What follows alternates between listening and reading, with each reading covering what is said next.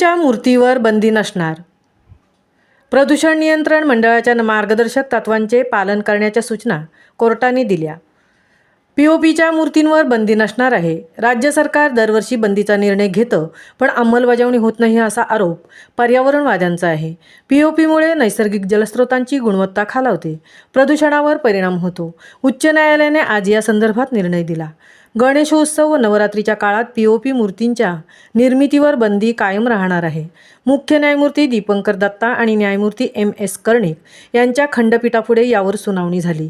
राष्ट्रीय हरित लवादाने यावर आधीच निर्णय दिला असून सर्वोच्च न्यायालयाने तो कायम ठेवला आहे, असं नमूद करत खंडपीठाने ही याचिका फेटाळली. याचिकेतील मुद्दे: प्रदूषण नियंत्रण मंडळाने मूर्ती विसर्जनासाठी 2010 साली जारी केलेली मार्गदर्शक तत्त्वे पर्यावरणाच्या रक्षणासाठी पुरेशी आहेत. पीओपी मूर्तीवर बंदी घालण्याची आवश्यकता नाही.